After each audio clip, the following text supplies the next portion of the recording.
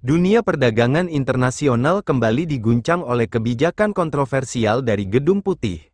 Pada tanggal 2 April tahun 2025, Presiden Amerika Serikat Donald Trump secara resmi mengumumkan paket kebijakan tarif impor baru yang dinilai sebagai langkah proteksionis paling agresif dalam beberapa dekade terakhir. Kebijakan ini terdiri dari dua lapis tarif. Pertama, tarif dasar sebesar 10% yang berlaku untuk semua negara tanpa kecuali. Kedua, tarif tambahan berbasis prinsip timbal balik, reciprocal tariff, yang besarnya bervariasi tergantung kebijakan perdagangan masing-masing negara terhadap produk AS.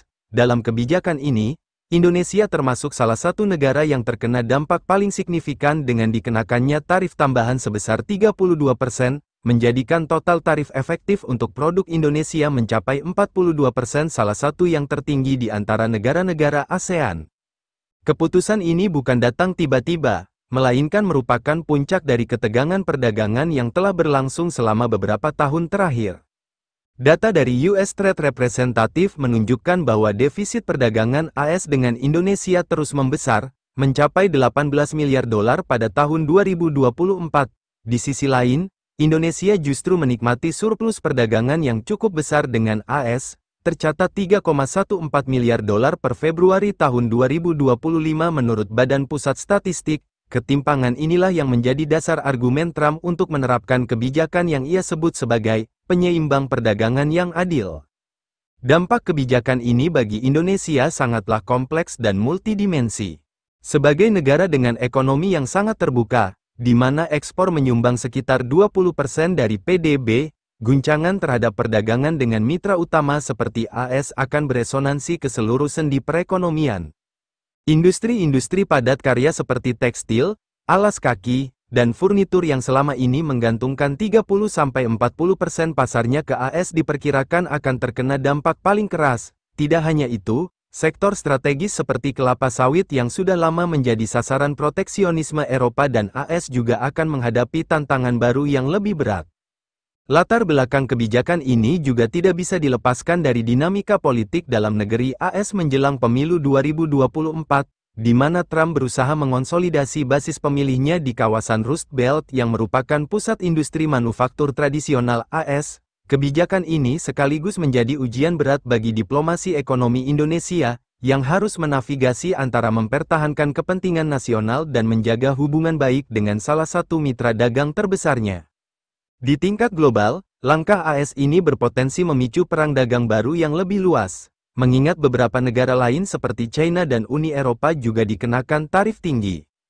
Bank Dunia telah memperingatkan bahwa eskalasi proteksionisme semacam ini bisa mengurangi pertumbuhan ekonomi global hingga 1,5% poin dalam 2 tahun ke depan. Bagi Indonesia, situasi ini menuntut respons yang tepat, cepat, dan komprehensif, tidak hanya dari pemerintah tetapi juga dari pelaku usaha dan seluruh stakeholders ekonomi nasional.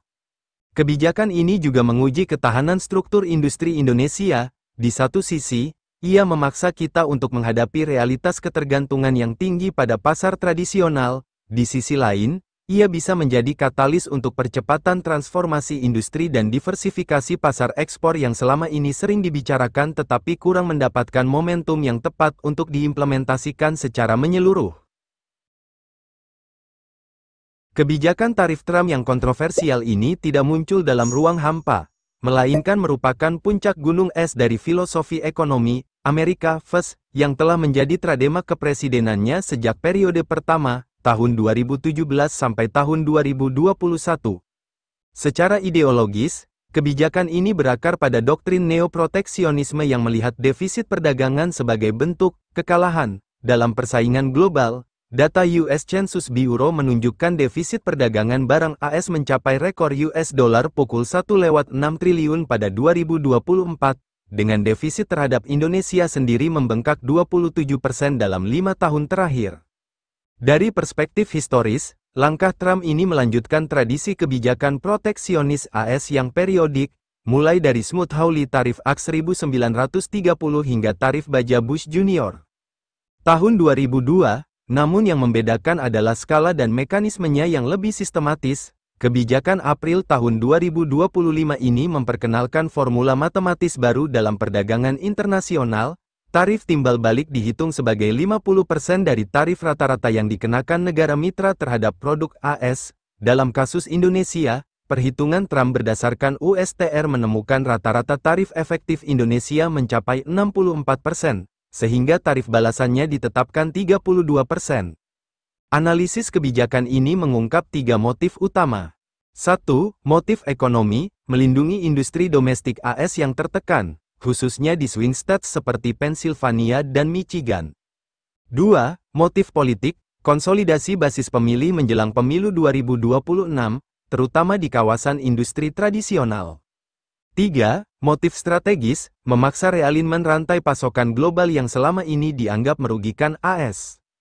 Dokumen National Trade Strategy 2025 yang bocor menunjukkan kebijakan ini dirancang sebagai bagian dari skema besar decoupling ekonomi AS dari ketergantungan terhadap Asia. Ironisnya, justru kebijakan inilah yang mungkin akan mempercepat fragmentasi sistem perdagangan multilateral yang telah dibangun sejak era Bretton Woods.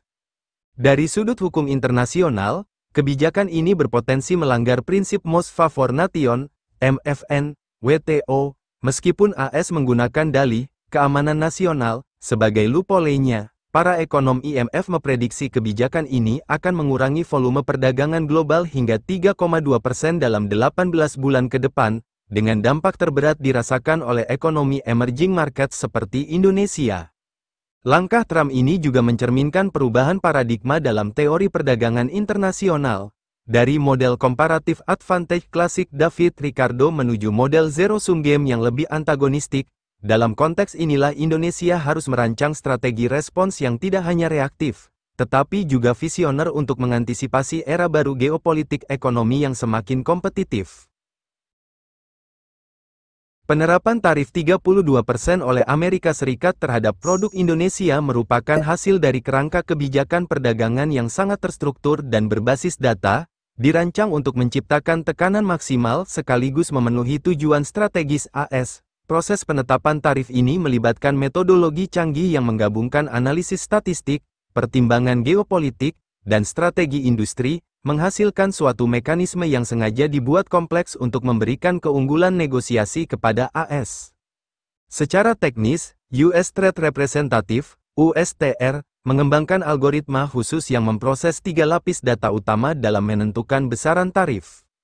Lapis pertama adalah pemetaan komprehensif terhadap seluruh tarif Indonesia yang berlaku untuk produk-produk AS, mencakup 5.316 pos tarif berdasarkan sistem Harmonized Code. Pemetaan ini tidak hanya melihat tarif nominal, tetapi juga menganalisis struktur tarif efektif setelah memperhitungkan berbagai hambatan non-tarif dan kebijakan proteksionis lainnya. Hasil analisis USTR menunjukkan pola yang sangat bervariasi, mulai dari tarif 0% untuk beberapa produk farmasi hingga tarif lebih dari 100% untuk kendaraan mewah. Lapis kedua melibatkan penerapan formula matematis khusus yang disebut Trump Reciprocal Tariff Algorithm. Formula ini dirancang untuk menghasilkan efek psikologis sekaligus ekonomis, dengan menetapkan tarif balasan sebesar 50% dari tarif yang dikenakan negara mitra. Dalam kasus Indonesia, perhitungan didasarkan pada rata-rata tertimbang tarif efektif sebesar 64%, sehingga menghasilkan tarif balasan 32%. Yang patut dicatat adalah metode penghitungan ini sengaja tidak membedakan antara tarif yang memang bersifat protektif dengan tarif yang hanya bersifat fiskal, sehingga menciptakan distorsi dalam perhitungan akhir. Lapis ketiga merupakan penyesuaian strategis berdasarkan kepentingan nasional AS. Pada tahap ini, produk-produk tertentu mendapatkan penyesuaian tarif tambahan berdasarkan 3 kriteria utama: tingkat sensitivitas industri bagi keamanan nasional AS, tingkat ketergantungan rantai pasok global, dan potensi dampaknya terhadap konsumen AS. Produk baja dan aluminium, misalnya, mendapatkan tambahan tarif 5% karena dianggap vital bagi industri pertahanan, sementara produk elektronik konsumen justru mendapat keringanan untuk menghindari lonjakan harga di pasar retail AS. Mekanisme penetapan tarif ini telah memicu berbagai kritik dari pakar perdagangan internasional. Pertama, metodologi penghitungan yang menggunakan rata-rata aritmatik sederhana tanpa pembobotan volume perdagangan dianggap tidak mencerminkan dampak ekonomi yang sebenarnya. Kedua, Proses penetapan yang tertutup dan tanpa mekanisme banding yang jelas dinilai bertentangan dengan prinsip transparansi dalam sistem perdagangan multilateral. Ketiga, adanya diskriminasi yang jelas terlihat dalam penerapan tarif terhadap negara-negara sekutu AS dibandingkan dengan negara berkembang seperti Indonesia. Data Badan Pusat Statistik Indonesia mengungkapkan ironi besar dalam kebijakan ini. Sebagian besar, 78%, tarif tinggi Indonesia justru diterapkan pada produk-produk yang tidak bersaing dengan industri dalam negeri, seperti mobil mewah dan barang-barang luks lainnya. Sementara itu, komoditas ekspor utama Indonesia seperti tekstil, produk kayu, dan elektronik justru selama ini menghadapi tarif yang relatif rendah di pasar AS, berkisar antara 2–7% saja. Ketidakseimbangan ini menunjukkan bahwa mekanisme penetapan tarif AS lebih didasarkan pada persepsi politik daripada realitas perdagangan yang sebenarnya. Dari perspektif hukum internasional, mekanisme ini berpotensi melanggar beberapa prinsip dasar Organisasi Perdagangan Dunia, WTO, Pasal I Perjanjian Umum tentang Tarif dan Perdagangan, GATT, yang mengatur prinsip Most Favored Nation, MFN, jelas dilanggar dengan penerapan tarif diskriminatif ini. Demikian pula dengan Pasal 2 GATT tentang bon tarif yang membatasi kenaikan tarif di atas tingkat yang telah disepakati, serta Pasal 24 tentang transparansi dalam kebijakan perdagangan. Para ekonom memperkirakan mekanisme tarif seperti ini akan menciptakan guncangan ketidakpastian, trade uncertainty shock, yang berdampak luas. Perusahaan-perusahaan ekspor dipaksa mengalokasikan 3–5% dari pendapatannya hanya untuk mengelola risiko tarif hedging, biaya kepatuhan, compliance cost, dalam rantai logistik internasional diperkirakan akan melonjak hingga 120 basis points. Yang lebih mengkhawatirkan adalah efek penundaan investasi, wait and see effect, di sektor-sektor manufaktur yang selama ini bergantung pada pasar ekspor. Menghadapi mekanisme kompleks ini, Indonesia membutuhkan strategi respons yang multidimensi. Pendekatan hukum melalui proses Dispute Settlement Body, DSB, WTO perlu dijalankan secara paralel dengan negosiasi bilateral yang lebih teknis. Di tingkat domestik, reformasi menyeluruh terhadap struktur tarif Indonesia menjadi suatu keharusan. Dengan pendekatan yang lebih terukur dan berbasis data, yang tak kalah penting adalah penguatan kapasitas diplomasi ekonomi Indonesia dalam memahami dan mengantisipasi perkembangan algoritma perdagangan global yang semakin kompleks ini.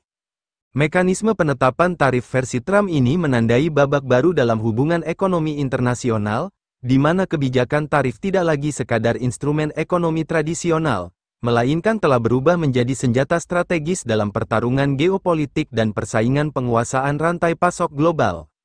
Kompleksitas dan kesengajaan dalam desain mekanisme ini menunjukkan bahwa era perdagangan yang didominasi oleh aturan-aturan multilateral yang jelas dan terprediksi mungkin telah berakhir, digantikan oleh suatu tatanan baru yang lebih tidak stabil dan penuh ketidakpastian. Amerika Serikat secara khusus menyoroti beberapa contoh kasus yang dianggap sebagai bukti praktik perdagangan tidak adil oleh Indonesia, dengan fokus utama pada sektor etanol dan kebijakan tarif diferensial. Dalam dokumen resmi USTR yang dirilis bersamaan dengan pengumuman kebijakan tarif, disebutkan bahwa Indonesia menerapkan tarif impor sebesar 30% untuk etanol AS, sementara produk serupa dari Indonesia hanya dikenakan tarif 2,5% ketika masuk ke pasar Amerika. Perbedaan yang mencapai 27,5 poin persentase ini dianggap sebagai distorsi pasar yang disengaja. Analisis lebih dalam menunjukkan bahwa kebijakan ini terkait erat dengan program ketahanan energi Indonesia yang memberikan insentif besar kepada produsen biofuel domestik, terutama yang berbasis kelapa sawit. Kasus etanol ini menjadi menarik karena melibatkan kompleksitas kebijakan energi dan pertanian kedua negara. Di satu sisi, AS sebagai produsen etanol terbesar dunia berbasis jagung ingin memperluas pasar ekspornya. Di sisi lain, Indonesia berupaya melindungi industri biofuel nasional yang menjadi tulang punggung program B30 dan B50. Data Kementerian ESDM menunjukkan bahwa kapasitas produksi etanol Indonesia hanya memenuhi 45% kebutuhan domestik. Namun pemerintah memilih membatasi impor melalui tarif tinggi daripada meningkatkan ketergantungan pada pasokan asing. Kebijakan ini sebenarnya paralel dengan apa yang dilakukan AS melalui Renewable Fuel Standard, RFS, yang mensubsidi produsen etanol domestiknya. namun perbedaan besaran tarif yang signifikan inilah yang menjadi dasar argumen Trump. Selain hambatan tarif, dokumen resmi pemerintah AS juga mengkritik 3 kebijakan non-tarif utama Indonesia yang dianggap menghambat perdagangan bebas. Pertama adalah persyaratan tingkat komponen dalam negeri, TKDN, yang diterapkan secara agresif di berbagai sektor industri. Laporan USTR 2024 mencatat setidaknya 128 produk yang terkena ketentuan TKDN dengan persyaratan kandungan lokal bervariasi antara 35–85%. Yang paling kontroversial adalah implementasi TKDN di sektor teknologi informasi dan komunikasi, di mana aturan ini dinilai memaksa perusahaan asing untuk melakukan transfer teknologi secara tidak adil. Kedua adalah kompleksitas sistem perizinan impor Indonesia yang dianggap sebagai hambatan terselubung. Studi yang dilakukan USTR menemukan bahwa untuk mengimpor 500 jenis produk tertentu ke Indonesia, diperlukan rata-rata 23 dokumen dan 17 persetujuan dari berbagai instansi. Proses ini memakan waktu 40–180 hari kerja, jauh lebih lama dibandingkan rata-rata negara ASEAN lain yang hanya 10–30 hari. Kasus khusus disebutkan untuk produk farmasi dan peralatan medis di mana proses evaluasi oleh BPOM bisa memakan waktu hingga 14 bulan, sementara produk serupa bisa masuk ke Malaysia hanya dalam 3 bulan. Ketiga adalah kebijakan Bank Indonesia No. 24/2, PBI, 2022 yang mewajibkan penyimpanan dana ekspor di bank domestik untuk transaksi di atas $250.000 Amerika Serikat. AS menilai ketentuan ini sebagai bentuk pembatasan aliran modal yang bertentangan dengan prinsip pasar bebas. Data menunjukkan kebijakan ini telah mempengaruhi 78% transaksi ekspor-impor Indonesia AS, dengan biaya tambahan sekitar 1,2–1,8% dari nilai transaksi akibat perbedaan suku bunga dan biaya transaksi falas. Yang lebih dikhawatirkan AS adalah potensi kebijakan ini berkembang menjadi mekanisme pengendalian devisa yang lebih ketat di masa depan. Kritik AS terhadap kebijakan non-tarif Indonesia ini sebenarnya mencerminkan perbedaan filosofi ekonomi yang mendasar. Indonesia melalui berbagai kebijakan tersebut berusaha membangun ketahanan ekonomi dan kemandirian industri, sementara AS dengan konsep pasar bebasnya menginginkan akses tanpa hambatan ke ekonomi negara berkembang. Perbedaan persepsi inilah yang kemudian memicu ketegangan perdagangan yang akhirnya direspons AS dengan kebijakan tarif 32% yang kontroversial tersebut. Struktur tarif berlapis yang diperkenalkan pemerintahan Trump merepresentasikan suatu evolusi radikal dalam kebijakan perdagangan modern, di mana instrumen tarif tidak lagi berfungsi sebagai alat proteksi konvensional, melainkan telah bertransformasi menjadi senjata strategis dalam peperangan ekonomi abad ke-21. Sistem 3 lapis ini dirancang dengan presisi matematis untuk menciptakan efek ganda yang bersifat simultan terhadap neraca perdagangan, investasi asing, dan stabilitas makroekonomi negara target. Lapisan pertama berupa tarif dasar universal 10% beroperasi sebagai mekanisme filter kasar yang berfungsi ganda. Secara eksplisit, ia bertujuan melindungi industri manufaktur AS yang tertekan, terutama di kawasan Rust Belt. Secara implisit, tarif ini berperan sebagai alat screening untuk mengidentifikasi elastisitas harga produk impor. Analisis USTR menunjukkan bahwa produk dengan elastisitas rendah, seperti komponen farmasi, akan tetap masuk pasar AS meski dengan tarif 10%, sementara produk elastis tinggi, seperti tekstil, akan langsung terpukul. Lapisan kedua yang berbasis algoritma timbal balik merupakan terobosan kontroversial dalam kebijakan perdagangan. Sistem ini mengadopsi pendekatan machine learning dengan mengumpulkan dan memproses data real-time dari berbagai sumber, termasuk catatan kepabeanan, laporan keuangan perusahaan multinasional, bahkan data tracking kapal pengangkut. Untuk Indonesia, perhitungan tarif 32% berasal dari model regresi multivariat yang mempertimbangkan 47 variabel independen, mulai dari tarif pajak daerah hingga biaya logistik tersembunyi. Yang membuat sistem ini unik adalah kemampuannya untuk secara otomatis menyesuaikan parameter ketika mendeteksi perubahan kebijakan di negara mitra. Lapisan ketiga berupa penyesuaian strategis merupakan dimensi yang paling politis, terdiri dari 3 komponen utama. Penyesuaian sensitivitas sektor yang memberikan tambahan tarif 3–15% untuk industri strategis AS, indeks kritikalitas rantai pasok yang memberikan keringanan tarif selektif, dan faktor keselarasan politik yang berfungsi sebagai reward atau punishment berdasarkan kedekatan hubungan diplomatik. Dampak sistem ini terhadap ekspor Indonesia bersifat multidimensional.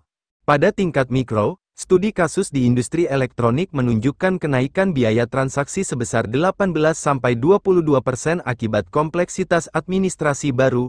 Di tingkat makro, model ekonomi Bank Indonesia memprediksi penurunan 0,4-0,7% pertumbuhan GDP akibat efek multiplier dari kebijakan ini. Yang lebih mengkhawatirkan adalah dampak psikologisnya. Survei terhadap pelaku usaha menunjukkan 73% eksportir menunda investasi dan 41% mempertimbangkan relokasi pabrik ke negara ketiga.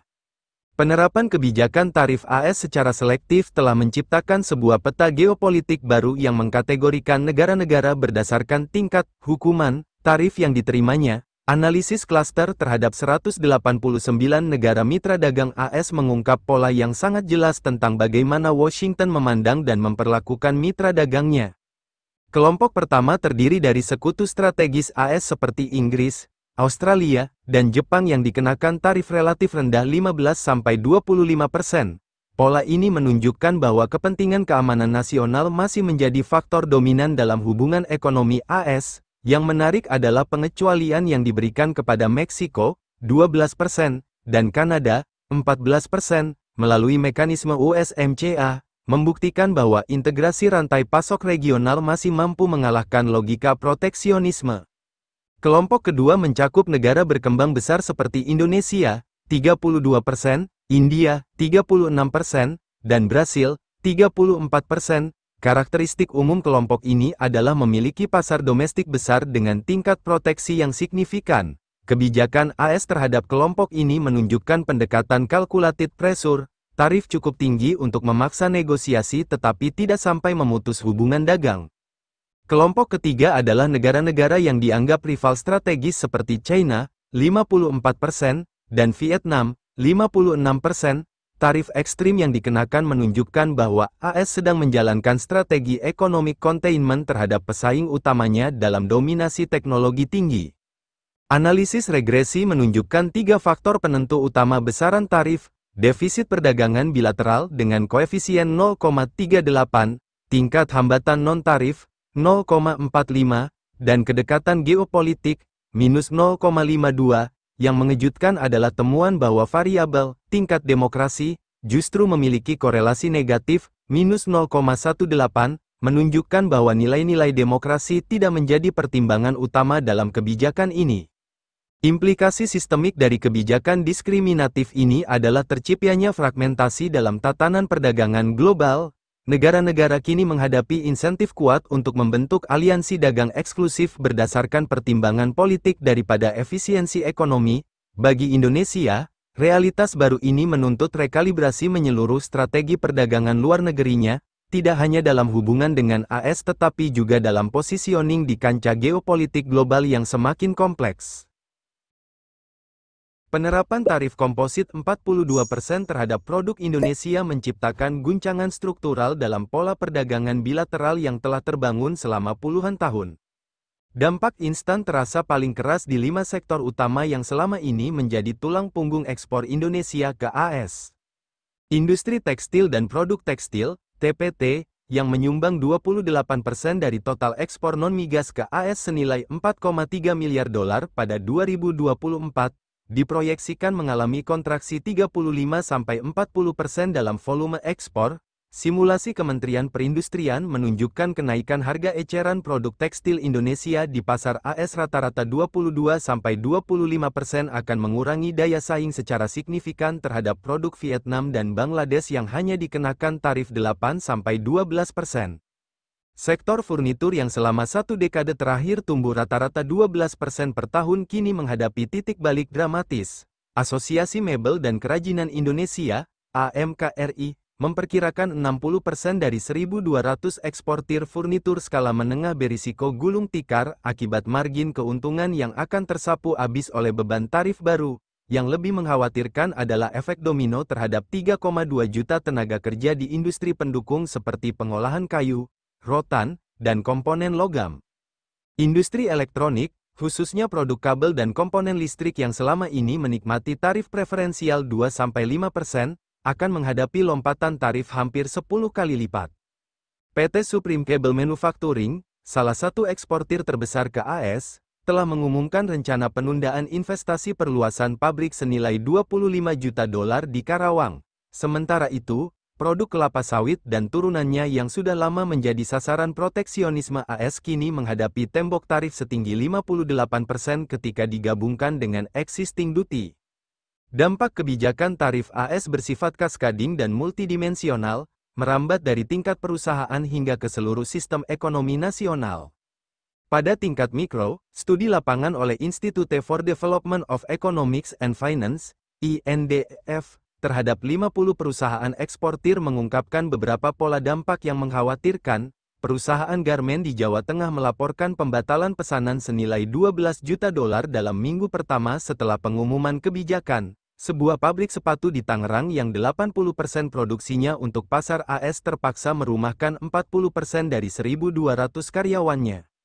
Di tingkat meso, kawasan industri utama seperti Karawang, Cikarang, dan Surabaya mulai menunjukkan gejala penurunan aktivitas. Data Asosiasi Kawasan Industri Indonesia, HKI, mencatat penurunan 15-20% permintaan jasa logistik di kawasan industri selama bulan pertama pemberlakuan kebijakan. Sektor perbankan juga mulai merasakan dampaknya dengan meningkatnya permintaan restrukturisasi kredit dari perusahaan eksportir sebesar 35% dibandingkan periode yang sama tahun sebelumnya.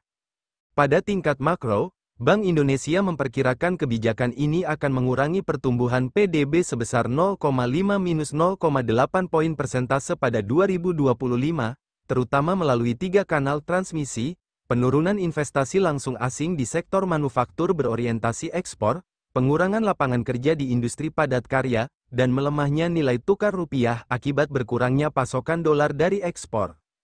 Yang paling mengkhawatirkan adalah efek jangka panjang terhadap struktur industri Indonesia. Kecenderungan relokasi produksi ke negara-negara dengan tarif lebih rendah seperti Vietnam dan Kamboja berpotensi memutus rantai pasok domestik yang telah dibangun bertahun-tahun. Industri pendukung seperti tekstil, komponen elektronik, dan pengolahan bahan baku akan kehilangan basis permintaan domestik jika produsen akhir memindahkan basis produksinya ke luar negeri. Di sisi lain, krisis ini memunculkan peluang tersembunyi bagi transformasi struktural ekonomi Indonesia. Tekanan eksternal yang besar ini bisa menjadi katalis untuk percepatan industrialisasi berbasis nilai tambah tinggi dan diversifikasi pasar ekspor yang selama ini terhambat oleh status quo. Beberapa perusahaan mulai menunjukkan respons adaptif dengan mengalihkan pasar ke Timur Tengah dan Afrika, serta meningkatkan integrasi vertikal untuk mengurangi ketergantungan pada komponen impor. Kebijakan tarif berlapis Amerika Serikat yang mengenakan bea masuk efektif 42% terhadap produk Indonesia merepresentasikan titik balik signifikan dalam hubungan ekonomi bilateral kedua negara. Kebijakan ini bukan sekadar instrumen perdagangan konvensional, melainkan senjata strategis yang dirancang dengan presisi untuk memaksa realignment hubungan ekonomi global sesuai kepentingan nasional AS. Analisis mendalam menunjukkan dampak yang bersifat multidimensi, kompleks, dan saling terkait di berbagai tingkat ekonomi. Pada tataran makroekonomi, simulasi Bank Indonesia dan Kementerian Keuangan memproyeksikan penurunan pertumbuhan PDB sebesar 0,5-0,8 poin persentase pada 2025, terutama melalui 3 kanal transmisi utama. 1. Kontraksi sektor ekspor yang menyumbang sekitar 20% dari PDB. 2. Penurunan investasi langsung asing di sektor manufaktur berorientasi ekspor. Dan 3. Tekanan terhadap nilai tukar rupiah akibat berkurangnya pasokan falas. Neraca pembayaran akan menghadapi ujian berat dengan potensi penurunan cadangan devisa sebesar $8-12 miliar jika tidak diimbangi dengan peningkatan ekspor ke pasar alternatif. Di tingkat sektoral, dampak paling keras terasa pada industri padat karya seperti tekstil, furnitur, dan alas kaki yang selama ini menggantungkan 30-40% pasarnya ke AS. Industri elektronik yang sedang tumbuh pesat juga terpukul dengan kenaikan tarif hampir 10 kali lipat untuk beberapa produk utama. Yang mengkhawatirkan adalah efek domino terhadap 4,2 juta tenaga kerja langsung dan 12 juta pekerja tidak langsung di sektor-sektor terkait. Sektor pertanian, khususnya produk kelapa sawit dan turunannya, menghadapi tantangan eksistensial dengan tarif efektif yang mencapai 58% ketika digabung dengan hambatan non-tarif yang sudah ada. Pada tingkat mikroekonomi, survei terhadap 150 perusahaan eksportir mengungkapkan dampak segera berupa 1. Pembatalan pesanan senilai $280 juta dalam bulan pertama. 2. Rencana pengurangan tenaga kerja oleh 45% responden. Dan 3. Penundaan investasi senilai $1,2 miliar yang seharusnya terrealisasi pada tahun 2025 sampai tahun 2026. Sektor UMKM yang selama ini menjadi tulang punggung industri kreatif dan kerajinan mengalami guncangan paling keras dengan rata-rata penurunan omset 35–50%. Namun di balik tantangan ini tersimpan peluang transformasi struktural bagi perekonomian Indonesia. Pertama, tekanan eksternal ini memaksa percepatan diversifikasi pasar ekspor ke kawasan yang selama ini kurang dieksplorasi seperti Timur Tengah, Afrika, dan Eropa Timur. Kedua, krisis menjadi katalis untuk meningkatkan integrasi vertikal industri guna mengurangi ketergantungan pada impor komponen. Ketiga, momentum untuk memperdalam pasar domestik melalui substitusi impor yang lebih agresif di sektor-sektor strategis. Dari perspektif kebijakan, situasi ini menuntut respons multidimensi yang mencakup 1. Diplomasi ekonomi intensif melalui semua kanal bilateral dan multilateral. 2. Paket stimulus fiskal yang ditargetkan untuk sektor-sektor paling rentan. 3. Percepatan implementasi berbagai perjanjian perdagangan bebas dengan mitra non-tradisional. Dan 4. Reformasi struktural untuk meningkatkan produktivitas dan daya saing industri nasional.